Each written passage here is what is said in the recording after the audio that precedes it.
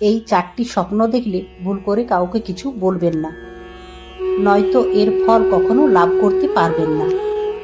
জানার আগে আপনিও যদি মনে প্রাণে বিশ্বাস করেন যে বিপদে পড়লে রক্ষা করবেন ভগবান শ্রীরাম, তাহলে ভিডিওটি লাইক করে কমেন্টে অবশ্যই জয় শ্রীরাম লিখে যাবেন। নাম্বার 1, যদি আপনি স্বপ্নে ভগবান বা দেবী দেবতাকে দর্শন করে থাকেন, তাহলে এর মানে হলো আপনি খুব শীঘ্রই সফলতা পেতে চলেছেন।